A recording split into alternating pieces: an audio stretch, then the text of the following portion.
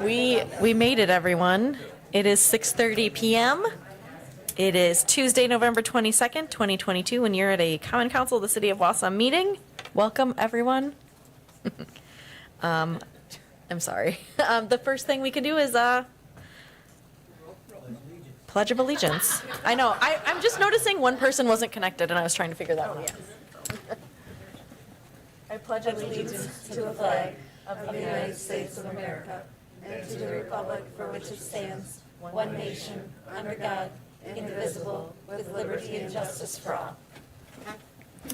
Alrighty. Next up, roll call.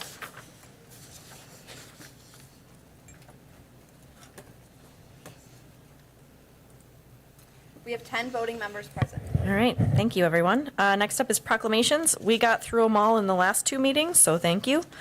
First up, pre-registered citizens for matters appearing on the agenda and other public comment. Nobody signed up, and I don't really see anybody that would be making public comment here. I'm willing to be surprised. Okay, next up is our consent agenda. It is file number 221101 through file number 221113. Looks like we have a motion by Alder Watson and a second by Alder Herbst. Any discussion here? Nope. You may begin voting. Motion passes 10-0. All right, thank you.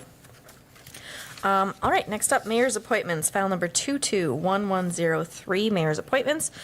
We have two reappointments, Carolyn Marole for the Capital Improvement Projects Committee and Tim Van Diat for the Room Tax Commission. It looks like everything's in there.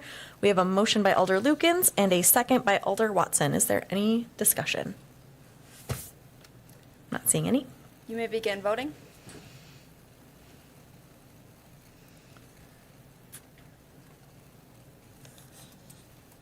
Motion passes 10-0. All right, thank you. We are now on to file number 221109. It's a resolution from the Finance Committee adopting the 2023 City of Wausau budget and general property tax to support the same. It looks like we have a motion by Alder Rasmussen and a second by Alder Watson. I just wanted to maybe throw this out there for the team to consider.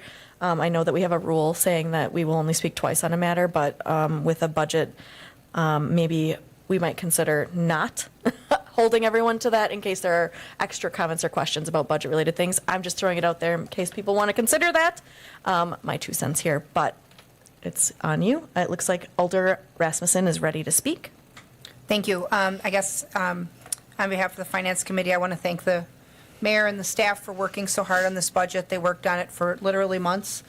Our CIP committee, which includes citizen members, worked also over a month on the CIP capital requests. And the Finance Committee, over 5 workshops and 2 other meetings, so 7 sessions, brings the product that we have tonight. We worked hard to make sure that we preserve and provide all of the services that citizens expect, that we're able to still retain and pay our employees fairly, and that we get the work done that people expect us to get done in terms of capital. This product achieves all of that. And at the same token, when it came to supplements, we ranked and scored them, and the Finance Committee, through its process, denied almost 75% of the supplements for new spending that were requested within the departments. Some of the items that we denied absolutely could wait and would keep, and we recognize that, so we did not build those into here. But the ones that were mission critical are included. So thank you, everybody, for your work. It was a long process, but I think we have a good product here. Thank you. Is there anyone else that would like to speak?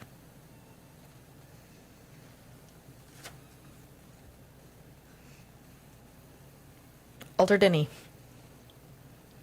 I apologize for being late. Can you help me out? Which topic are we on? We are on file number 221109. It's the budget.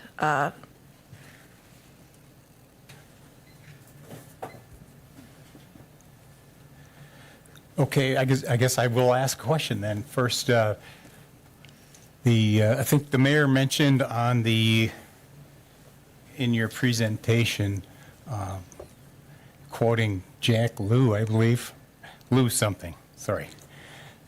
that the budget represents our values.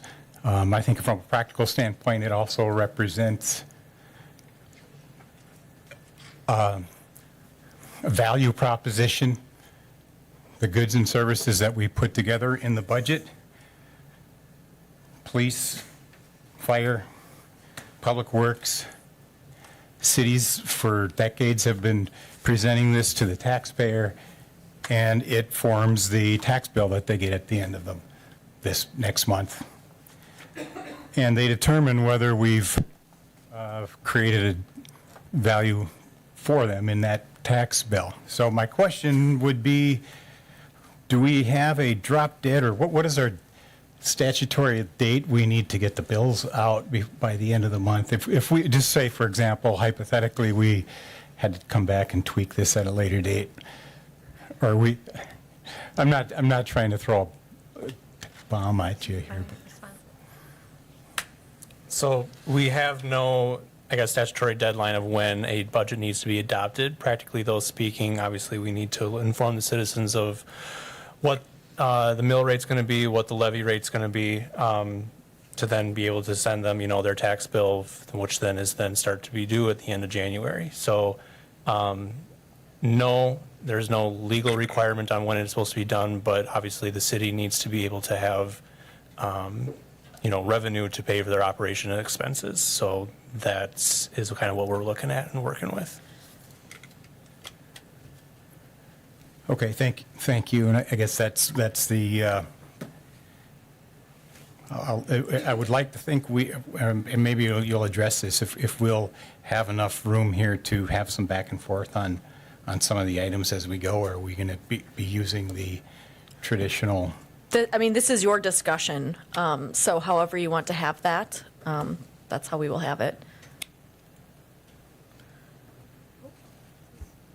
Do we have anyone else? Alder Rasmussen. Thank you. I guess just some historical background. The reason that we historically hold our public hearing the date that we did at our last meeting, and then we ratify our budget at the end of November so that the tax bills can be mailed out so that they arrive in residents' mailboxes roughly the second Friday or second Saturday of December. That is specifically so that people who wish to pay their tax bill by the end of 2022 to receive a income tax deduction for the amount they've spent need to be able to have time to figure out what they owe and get in here and pay it. So historically, there was a year, or at least while I've been on council, that those bills went out late because there was all sorts of gnashing of teeth over items, and that was during the Great Recession or shortly thereafter. The bills went out late, and there was a massive amount of backlash and complaint from citizens who received those bills off schedule and then had to scramble to get in by year end to get that tax deduction secured. So, if we want to have some back and forth here on certain items, I will say that the Finance Committee conducted 5 open meeting workshops, all of which all council members were invited to, and also had the budget on its last 2 meetings where the Finance Committee workshop sessions is where the modifications should be happening. So if there's items that an individual wants in or out, more or less, just like when we denied the supplements through our rank process, that really is the time where items need to come and go, and where we really need to massage out those numbers, because to try to do it on the fly in a setting like this and then calculate the impact to the mill rate and the taxpayer is very, very difficult. So hopefully we have worked it hard enough in those sessions that we would have a minimal of changes. Thank you. Thank you. I will also say, I don't know what your neighborhood meetings look like, but we held a neighborhood meeting where we talked specifically about the budget too. And actually, we got some good feedback from the couple of people that showed up to discuss. Alder Denny. Yeah, so to that regard, I think maybe this is a good time to start thinking about the budget next year and the process, because really, I think the budget is a year-long effort. And we need to understand what our input is, because I think it was a learning experience for me, my first go at it. There were a few things that I questioned because, I come from a business background, and some of the things we do in municipal are different, like them or not. It's the way they are, I guess. So my hope is that we, looking at some of the other budgets around the area, a lot of them, like Green Bay, for example, had rejected theirs 2 weeks ago when they met with the council at this meeting. They sent it back for a review. They came back with some adjustments. That was a 5-7 vote to reject, and then it ended up being a 6-6 vote, and the mayor broke the tie on that. Nobody really won either big cuts or big gains, but they had a good discussion, and they had time to get that in. So I guess if I had any suggestions, we would front load some of this so that we have a little more time coming into the holiday weekend. The mayor's presentation was good. I would suggest minor adjustment there is put that out when a draft comes out so that it's with the draft and everybody sees the glossary terms and the big bullets that you highlighted. I think that was a good jumping off point for comments, and unfortunately we didn't have any, but that's my suggestion for that. Alder Watson. I guess being part of finance and looking at these numbers, I think the tax rate implication for our residents is pretty moderate, considering how much inflation's been going on and just to keep those departments running. So I know it's a little bit of an increase, but I think overall it's really great compared to 8% inflation. So I'm really happy with where our budget is. So thanks. Thank you. I don't want to call for the vote too early if there are more comments or questions from folks. I'm just recognizing that this will be the third time, Alder Denny, you've spoken. So if I do think that we need to have a discussion, but I just want to make sure if there's any opposition to this, it's voiced, but maybe not. Okay, Alder Denny. Thank you once again, Mayor. So I guess where I would call, I think the amount that Alder Watson mentioned is fairly modest, and that's not the part that I'm worried about. The part I'm worried about now is the debt service and the amount of debt. So we have some, I guess I'd call that the elephant in the room. We have a few ticking time bombs out there, namely the utility debt service and personnel additions that we added via grants and via ARPA that will come due 2 years or 3 years down the road. So we need, and that's why I talked early on in the year, we need to be looking at budget for next year. Where can we save? Budget for 2 years, 3 years. How are we going to adjust rather than wait until 2 years, 3 years down the road and have to take on 12, I think it was 15 positions total through grants. So that's going to be 1.5, maybe to close to $2 million that we'll have to put on the levy. And I'm sure we're thinking about it, but I'd like to just put it out here for public consumption and for our own opportunity to think about it. Yep, Thank this you. is definitely And- something that I think about at night, but luckily we have a finance director who maybe will be able to answer some of those concerns or comments. Sure. So we did talk about this during one of our budget meetings, that the 12 firefighters, 3 that were funded from ARPA and 9 that are funded from the SAFER grant, will come onto the levy. We also have the individual that the police department was funded for. I forgot what the position is called. Outreach coordinator. Outreach coordinator. Yep. That will come off of ARPA. At the time, we did discuss that the timing is going to be relatively convenient because we will see the closure of TID 6 and 7 about the same time those grants close. And so, that basically means that we don't have to allocate increment to those districts, and that, in theory, the tax rate would go down because of the closure of those districts, and that, in this situation, maybe the tax rate won't go down, but it should remain affordable because it's left a space open for the funding of these positions. Again, we would not be obligated to fund those positions at the end of the grant period. Certainly, I think we wouldn't have created the positions if we didn't think that they were essential to the organization. But I think between that and the use of the referendum tool, which again gives you feedback from the taxpayer that they are willing to increase the tax rate for those positions, is another tool that we have. So from today's standpoint, I think it couldn't be a better situation given those extra positions that we've taken on, because they will be, difficult to absorb them in the budget. But, I think we are set for those opportunities. Okay.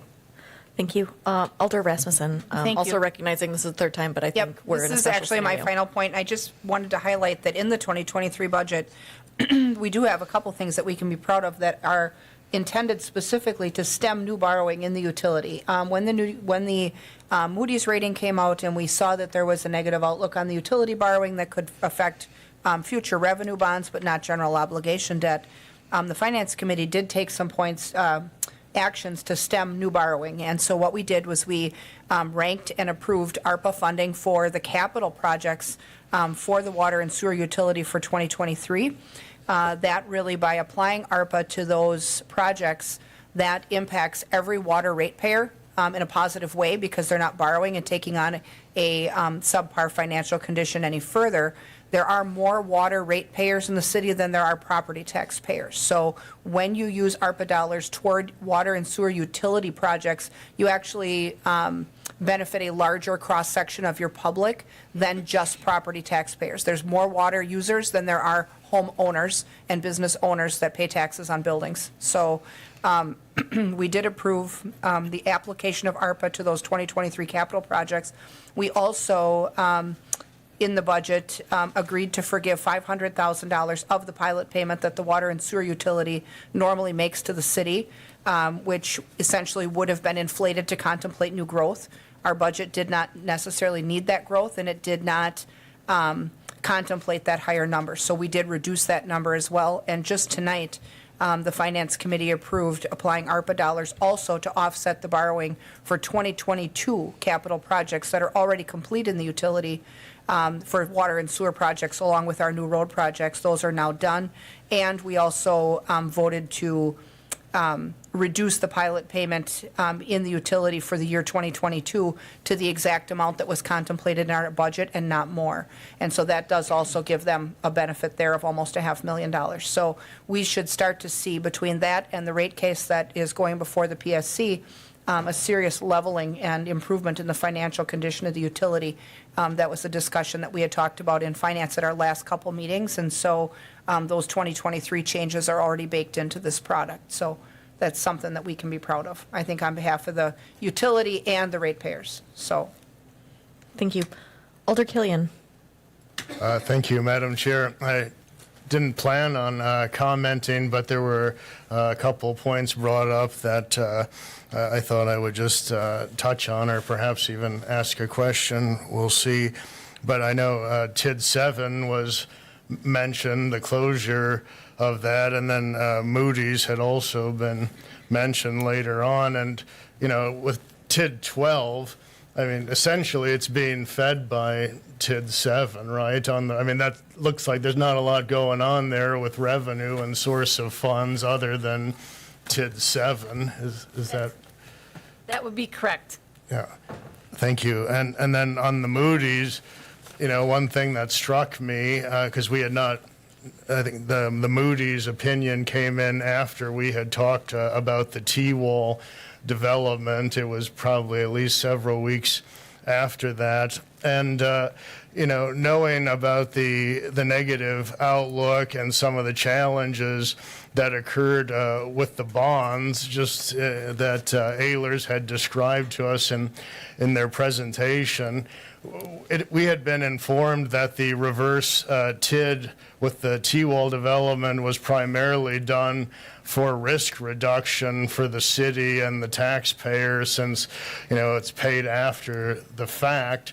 But knowing what we now know from Moody's and Ehlers, would it have really have been realistic or a good idea to go to bonds for that anyway? I mean, would we have been in a position to do that, or were we quite leveraged? So that's more commentary than a question. My opinion would be we were leveraged, and that the reverse TID was not just about risk reduction, but it also appears that because we're paying that after the fact, after the increment is generated, it really doesn't present the same challenges that going to bonds initially may have been to get the upfront monies. Now that we have the Moody's assessment, that's my perspective. Do you agree with that at all, Finance Director Grote, or do you have a different opinion on it?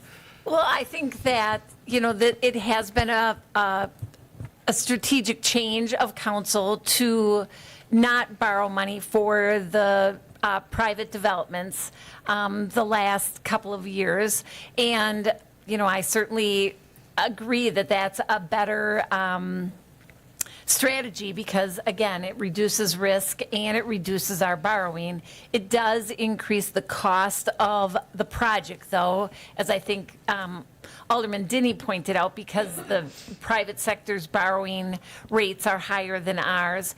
But I think that, the reduction of risk and not having to borrow the money and the negative connotation to having outstanding debt outweighs that extra cost. And as we've discussed, we can prepay those developer payments, given any extra capacity that the district has. So that's a way to mitigate that increased interest cost. Thank you. And in terms of the interest, I was perplexed at the time why we would want to pay $4.8 million in interest over a 20-year period if paying that off sooner would have reduced that interest substantially. But as I said, after the Moody's situation with the negative outlook and some of the items that came up, it would appear to me that it's not just about risk reduction. I'm not certain that the city would have been in a super position to work with bonds on something more upfront, but that's just my opinion. Thank you. Okay.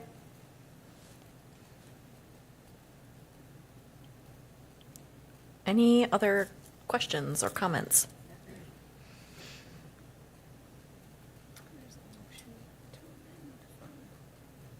What is that? The motion to amend the resolution. Okay, it looks like we have a motion to amend from Alder Dinny. Oh, did that take? I'm sorry. You got it? Yeah. Okay. Do you want to explain what it is? Sure, yes, I get into it. And this has kind of goes to what I learned with what we call the cost to continue budget process. And I understand that's fairly standard, but part of that cost to continue doesn't necessarily just look at 2022 and compare it to cost to continue that same mode, because it includes a lot of additions. So we had the 15 additions. It includes modifications over the course of the year.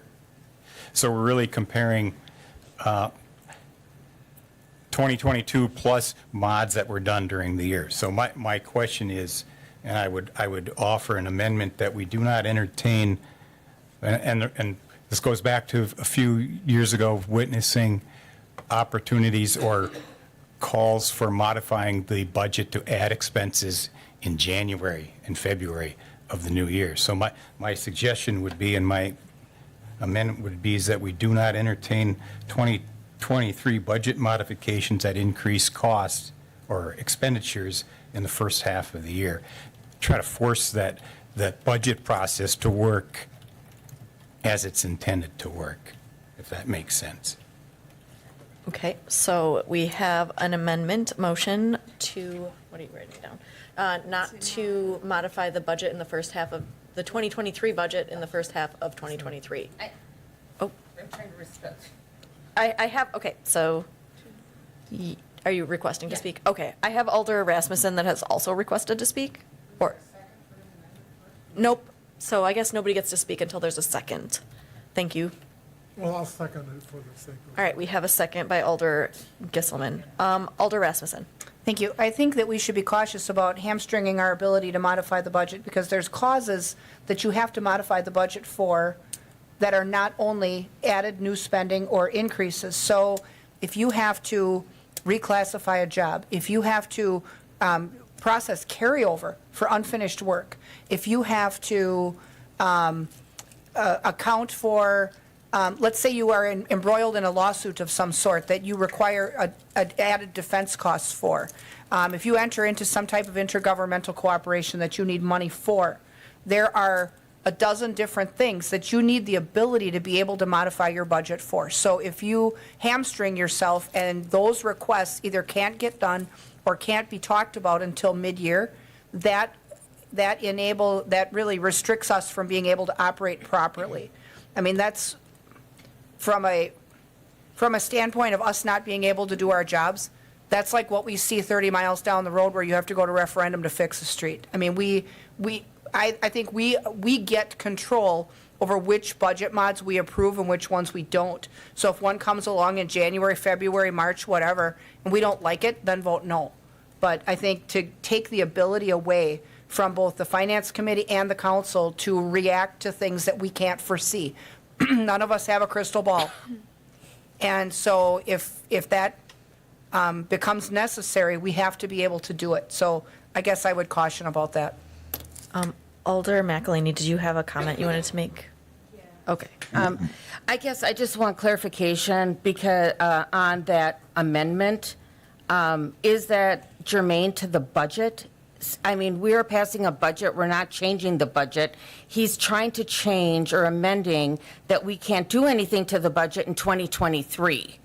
I guess I need clarification if that's, Yeah, I would say it's germane to the budget. The problem is the budget is so all-encompassing of everything. When I was kind of prepping for this, I was like, what wouldn't be germane? And I really don't know, but I do think his amendment is germane, but Okay. I will leave that to you to be the ultimate decider, but that is my opinion that it is. I mean, I tend to trust my parliamentarians, but this council is welcome to challenge that as well. Alder Dinney. Sure, and it's a valid argument. I understand we wouldn't stand in the way of an emergency. We wouldn't stand in the way of an emergency budget modification, but my intent here is just to slow the roll here on the number and the frequency and the early onset of taking a budget that we've had 7 sessions, weeks and weeks, and it's 190-some pages, to have a budget modification in January. And yes, I agree, we could vote it down, but that rarely happens. So the intent here is just to give some validity to the budget. I'm not going to lose a lot of sleep over it if you really don't like me for that. All right, Alder Rasmussen. Thank you. Just keep in mind that we had one winter where after January, we had Snowmageddon, and we had to recapitalize the plowing and salt budget, and those guys couldn't buy a day off. That's a budget mod. And so that's the kind of stuff that comes to you early in the year that you didn't expect. And so we need to have control of that. Not only do we need to be able to react to it and approve it, but we also have the power to disapprove it. If we don't like it, we don't vote for it. We could either stop it right away at the Finance Committee if we don't like it, or bring it here and let everyone else stop it if it's something that's a non-starter. But I think we need the ability to function to the fullest. So hopefully we vote this down. I will say that when we talked about a crystal ball, we don't have one, but we do know that a discussion about PFAS will be coming, and to me that feels like a crystal ball. Yes, Attorney. And I guess just one more thing too, if there is any sort of budget modification, anytime in 2023, it does take a supermajority. So You're right. you also have that. Yep, Alder Gisselman. But we all have experienced, thank you, we all have experienced times when soon into the new year, requests for personnel, and at times I think this should have been part of the budget process 6 months ago. I agree with Alderperson Rasmussen that, there are things that come up and I will vote against it, but I think we have to have this discussion because I think that things do come up that we think, why wasn't this thought of 6 months ago? And now we have to, it's in front of us. Most likely we'll vote for it because it's needed, but could a lot of this has just been prevented if this would have been thought about 6 months ago? I will vote against this amendment, but I think we have, the city council has to be cautionary as we go into the new year, because I think Alderperson Denny is right. But the emergency parts of this scares me, so I will too vote against it. Thank you. Alder Lukens. Thank you. Serving on Finance Council Committee, I also agree it's good to have the discussion, but I also will be voting against it because I would not want to cement anything. I think it's very good for us to be, cautious and fiscally responsible, but I wouldn't want to prevent if we don't know what's going to happen. So I will vote against it. Thank you. Great. I don't see anybody else requesting to speak. So as a reminder, this is the amendment that we're voting on, and the amendment is to not consider any 2023 budget modifications for the 2023 budget in the first half of 2023. You may begin voting. Motion fails 1 to 10. All right. Now we are back. The budget as presented. Ooh, I just got kicked out. Okay. Okay. It looks like we have another One more. amendment request. Alder Denny. If you could. All right, that one was pretty easy, and thank you for that. This one is a little more contentious, but I'm going to put it out there if you could pass that down.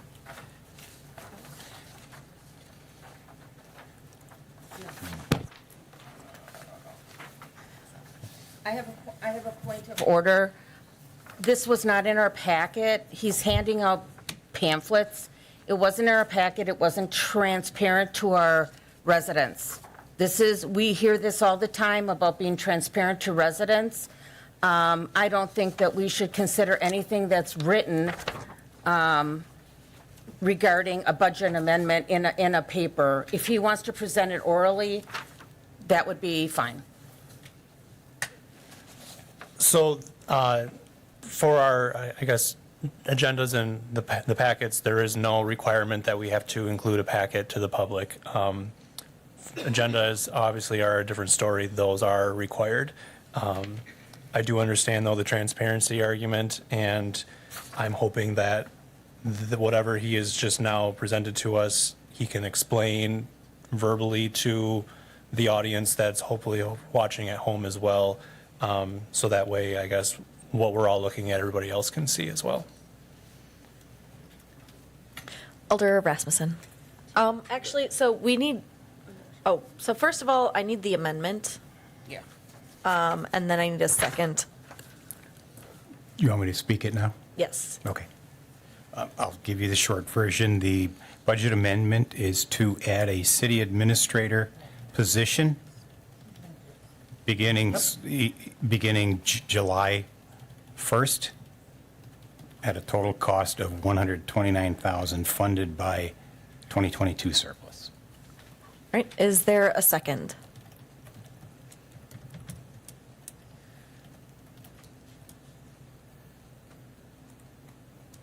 Do we have a second?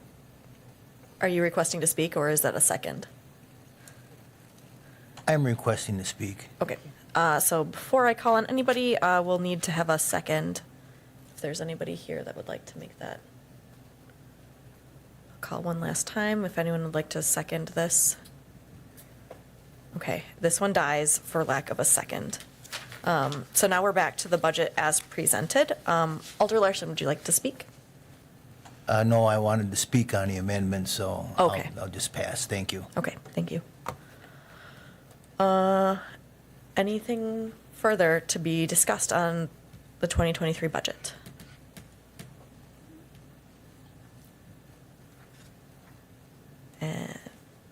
All right, this will be the last time if there's anybody that would like to offer an amendment or speak on this budget. Otherwise, Sorry. Somebody I was voted. just- No, I was just trying to get out of amendment. okay. All right. So nobody wants to speak and didn't because of a technical difficulty. Okay. Nope, it died because No, it there's died. no It second. died, but it's still on the screen. Oh, okay. I guess we'll hold up for a second because technology.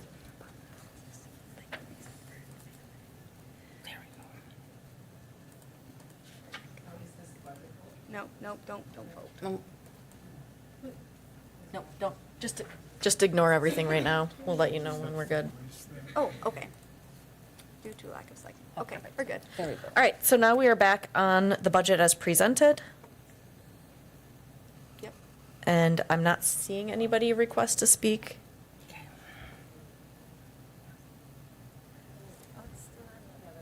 Yeah. So the motion and second was made, right? You both? I guess I'm looking at the, Oh, It says right. to add an administrator, yeah. All right.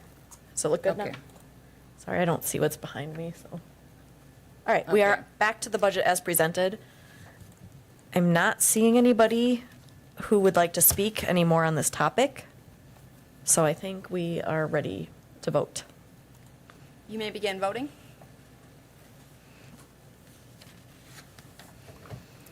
Motion passes 10-1.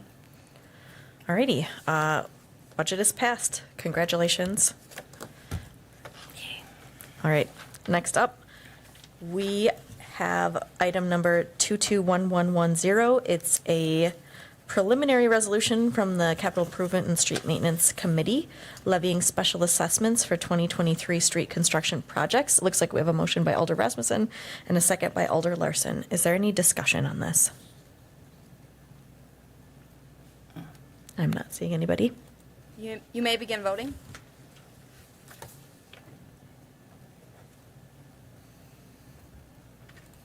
Motion passes 11-0. All right, and now we are moving to suspend the rules 6B filing. This does require a 2/3 majority. I have a motion by Alder Watson and a second by Alder Lukens, I'm sorry, thinking of skiing, I don't know why. We can vote. You may begin voting. Goodness. Motion passes 11-0. Alrighty, the rules are suspended. I might be calling on somebody from finance to give me an update on how that vote went since I was talking during this. We're on file number 22111. It's a joint resolution from the Human Resources Committee and Finance, reclassifying the payroll coordinator to accountant. This payroll, it was approved by HR, and I'm guessing it was approved by finance 4-0. We have a motion by Alder Herbst and a second by Alder Watson. Any discussion or questions on this? Did I hear somebody who? Okay, I think we're ready to vote. You may begin voting. Oh, perfect, thank you. Talk too much.